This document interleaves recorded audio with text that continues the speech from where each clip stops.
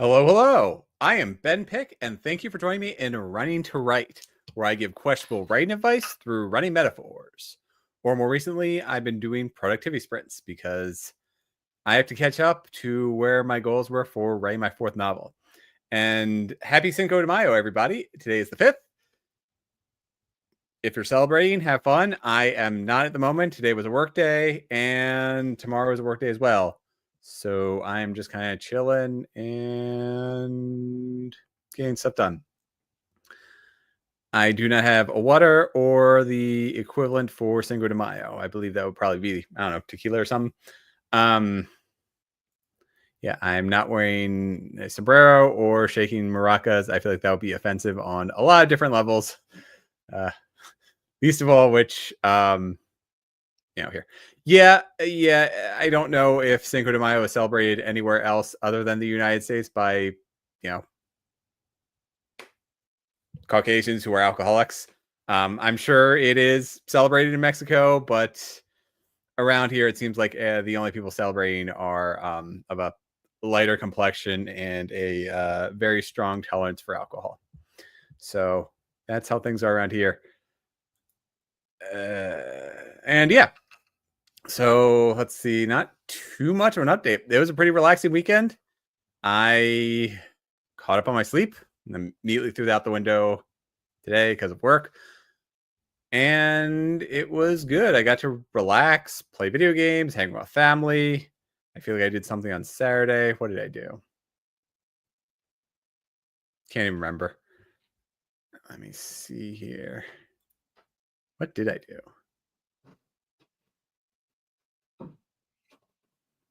Oh, no, sorry. Saturday was the family get together. Sunday was just relaxing, hanging out, doing nothing, being a waste of life. And I took care of a whole bunch of stuff around the house too. So that was all good. But I think it's time to get things underway with the writing because there's no time like the present. Um, yeah, I'm going to be starting off a little bit slowly tonight. Mentally, I'm kind of all over. I did not play Smash Brothers. I played Smash Brothers on Thursday. There's a local meetup thing at a library, so I go there. But I did play a decent amount of AoE and played some Star Fox on the SNES.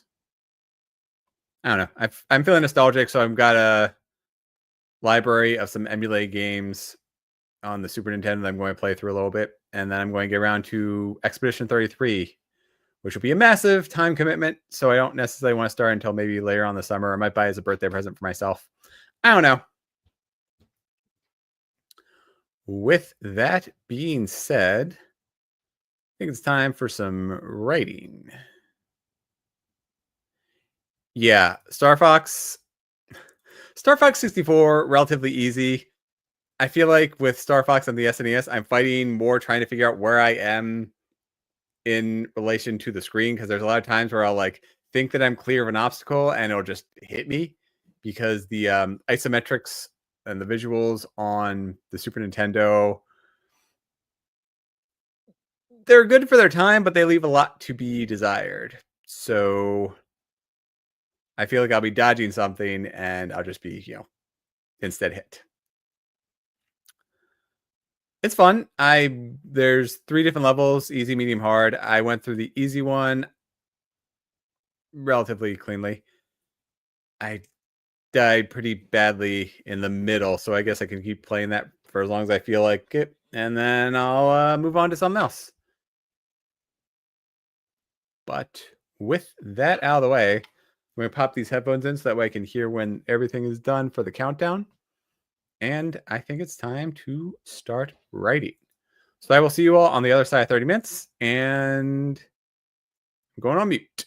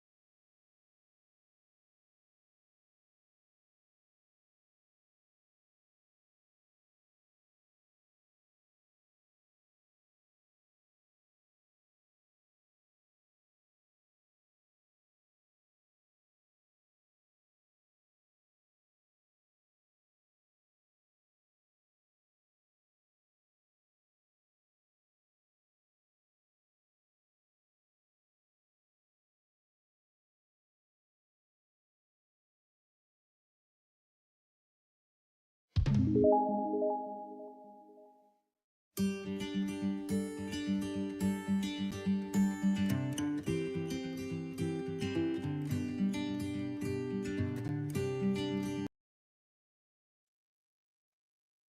everybody, and welcome back. I had quite a writing session. Looks like I got 516 words. That is pretty impressive for a Monday night. Let's see what we got. I need to do everything. There we go.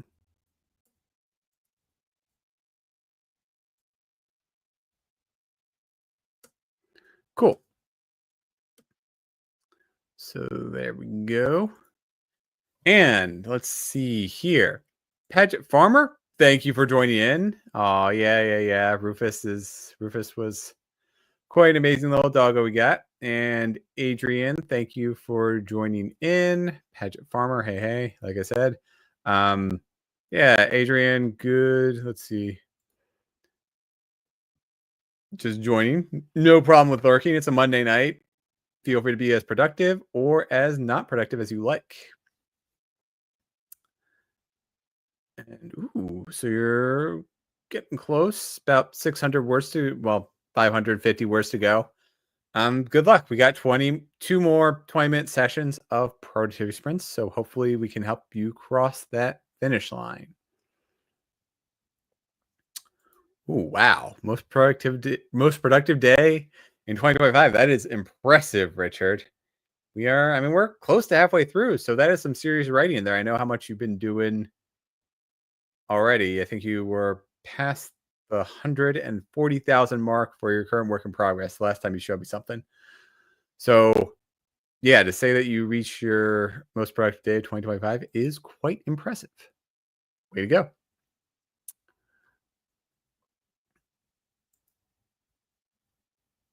Let me see here. Cool. Oh, yeah. I don't really have anything we're stalling for, short of the fact that I want to take at least a minute to unwind after that most recent productivity sprint. Gonna be chunker first draft. Yeah. You were telling me that you're aiming for maybe 300,000 words or something along those lines, or you were estimating that you're based on your progress that your final work would be 300,000 words, which is quite a big book. Here's part 2 of 5 of your novel day. Nice. Part 2 ends with a big action sequence that spans 3 chapters. Awesome. Yeah. I am working on kind of the pre-action scene, I think. I don't know exactly how I'm going to do this. I got to figure it out at some point. But considering how robust my outline is, you would think that I would have figured something out, and I did not do that. So I don't know if I'm going to do one big action set piece or it's going to be like an all, dialogue heavy thing. I figured I should do something cool. I was way off. Current estimate is 250,000. But yeah, I feel like I've been doing 3 giant set pieces for each of the books. So I'm trying to do something a little bit different with book 4. We'll see if it works. If not, I can always just write something during draft 2.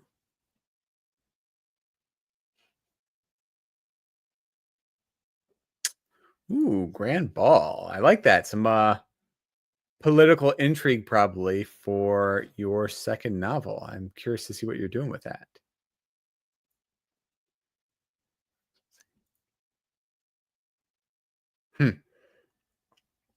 Yeah, I've done all kinds of stuff. I have a lot of Google Calendar notes of my random thoughts throughout the day, and then I just write those and throw them in wherever they fit.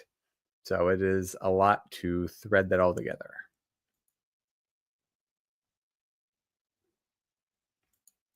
True, that's fair.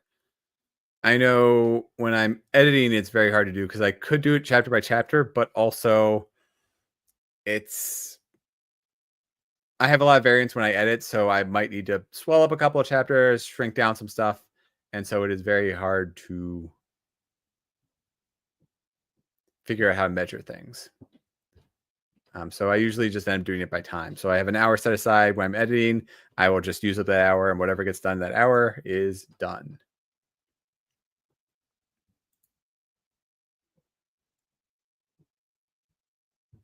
Hmm.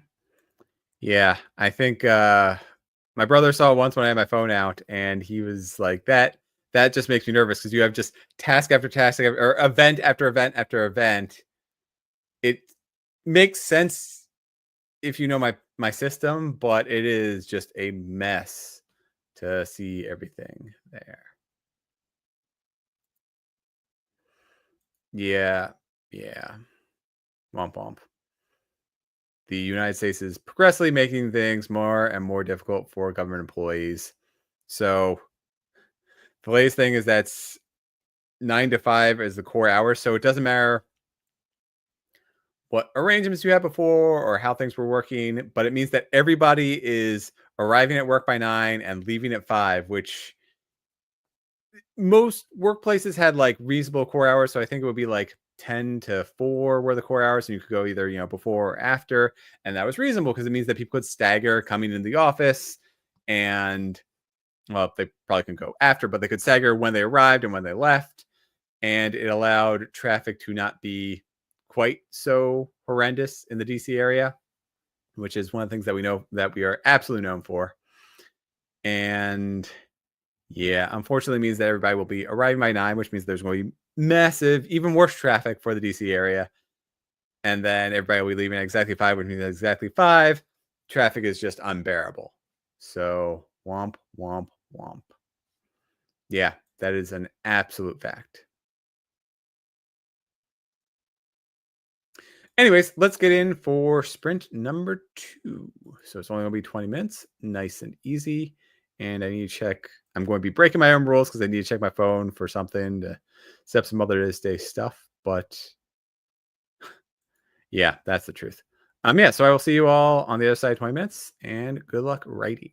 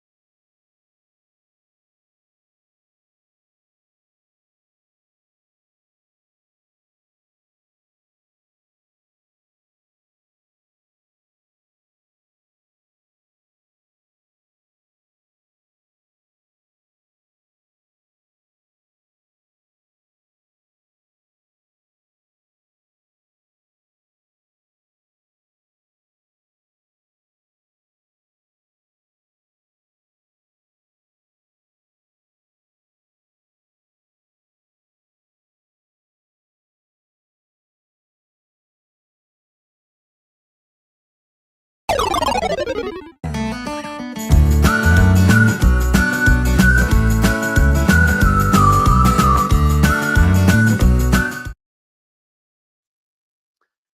hello, everyone. And that was the second productivity sprint. Second productivity sprint.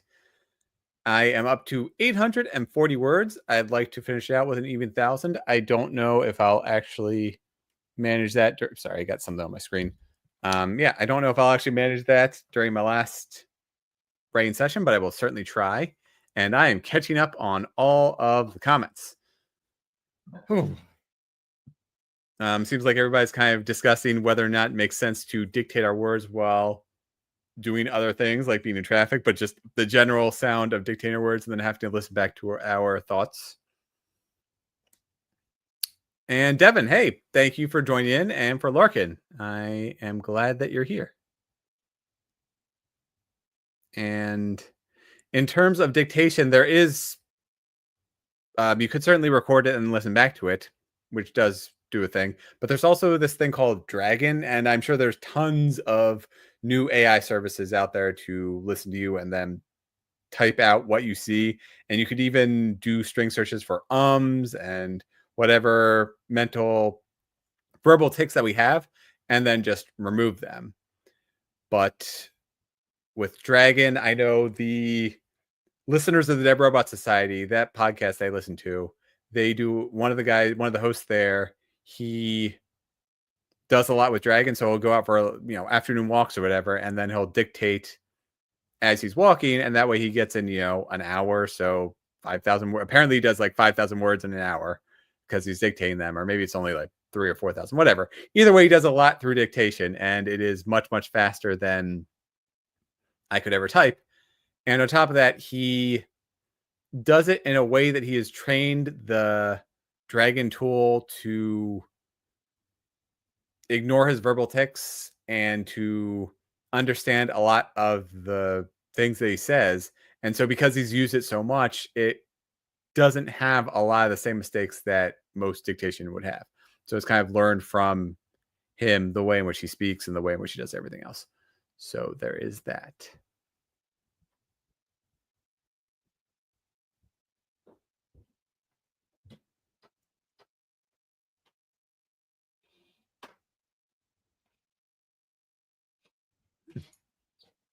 Yes, there are a lot of tools out there. So yeah, Gemini is a great tool. Grammarly is also a good tool. I have Grammarly.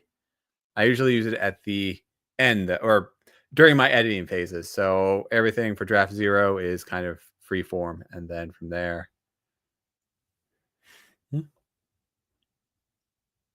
I do what I can.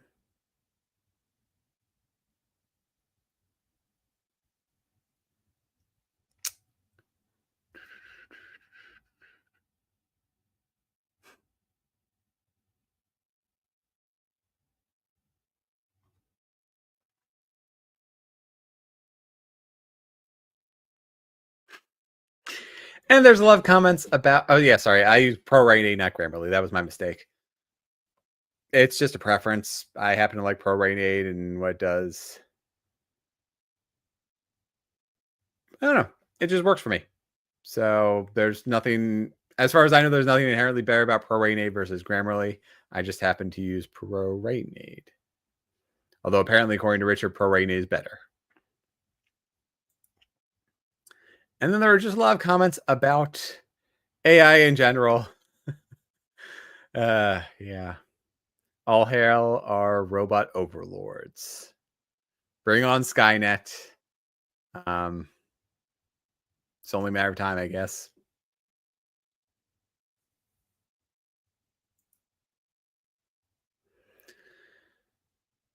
So I am going to start up the third and final round of tonight's productivity sprints.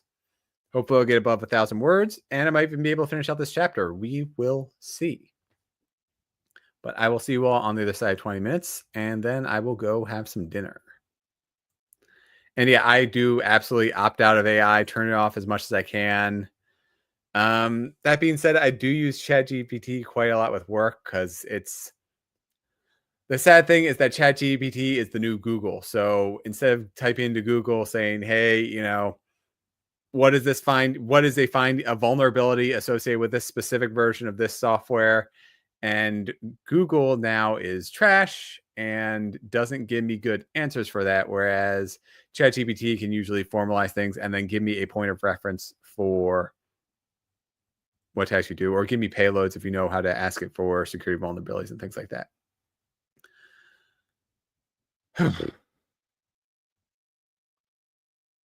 Anyways, I am going to start writing. So I will see you all at the end of our third productivity sprint.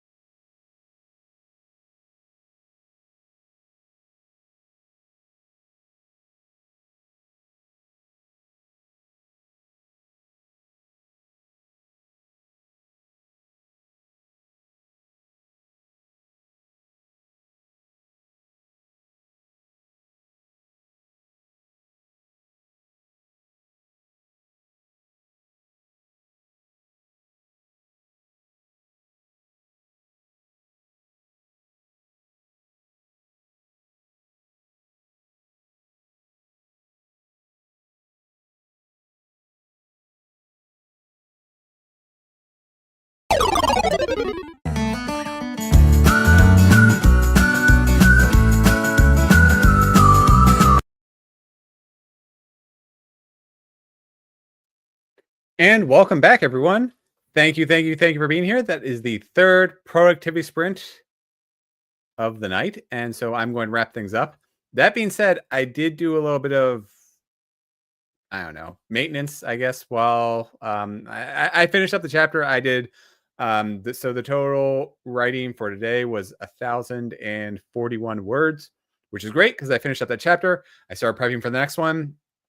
And I looked at my own notes. Today was the 26th episode of the season, which means that it is the end of the first season of me doing these productivity sprints. So they've been going really well. I'm going to keep doing them. I know it's a shift from my questionable writing advice into a different setup, but I really like the progress that I've been making with my work in progress. And so I am going to keep things going for at least another season, maybe more, depending on how far I get. So next Monday will be the start of season 9 of Running to Write, season 9, episode 1. But yeah, thank you everyone for joining me for Productivity Sprints. I know there's really no difference between the seasons as I do this every week. I don't really take time off, or I don't have a pause or anything like that. And so there isn't really much of a delineation between one season over the next, although between now there is a delineation because I'm doing productivity sprints starting with the season that's finishing, which is season 8. Everything up to then. So I have 7 seasons of questionable writing advice through running metaphors. And now 8 and beyond, moving forward, all of season 8 was productivity sprints. Season 9, I'm planning to do more productivity sprints. And then season 10 might be that. And by then, I might be on track for getting back into the regular sprints. And so it could be an hour later. They'll only be 10 minutes long, or 30 minutes because I dawdle and talk. But that would be a nice goal to have to get back into my questionable writing advice.